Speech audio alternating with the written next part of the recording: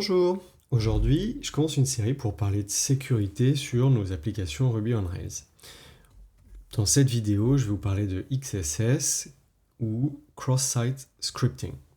On va voir ce que c'est tout de suite. Alors, je vous ai préparé une petite application. On va du coup voir plusieurs sujets. Aujourd'hui, on verra XSS et j'ai mis un lien ici vers OWASP. OWASP, c'est un projet open source qui parle de sécurité. Et sur ce site, vous pourrez apprendre énormément de choses sur les failles existantes et les nouvelles failles qui sont trouvées chaque jour.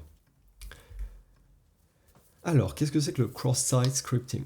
Eh bien, il s'agit d'une vulnérabilité permettant aux attaquants d'injecter du code nuisible dans un site web. Du coup, une fois qu'il est injecté, ce code dans le navigateur de la victime peut s'exécuter et entraîner, par exemple, des vols de données sensibles comme les codes de connexion.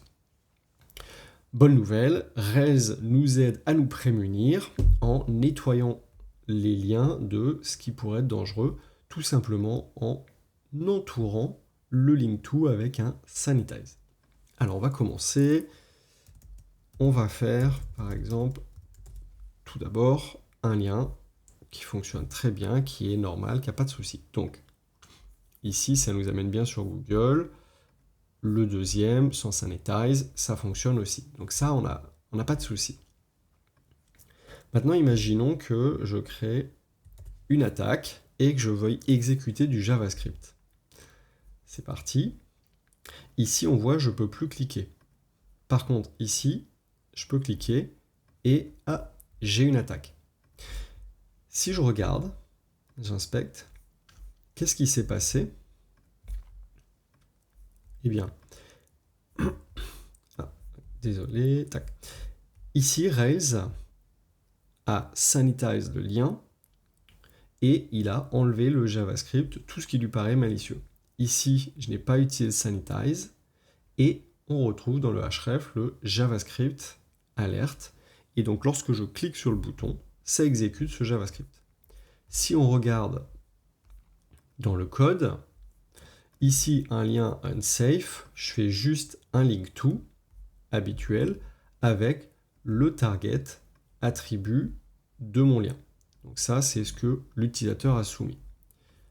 Pour un lien sécurisé, j'ai tout entouré de sanitize. Et juste en faisant ça, du coup, on a un lien ici qui est dangereux, puisqu'il n'est pas sanitize et qu'il exécute le JavaScript. Et ici, j'ai un lien qui a été nettoyé par Rails, et donc il n'y a pas de souci. Ici, c'est juste une alerte, mais on pourrait mettre du code un petit peu plus compliqué en JavaScript. Par exemple, celui-ci, qui est assez rigolo. Donc, encore une fois, ici, on a sanitize, donc il n'y a pas de souci. Ici, ça change carrément la couleur de mon application.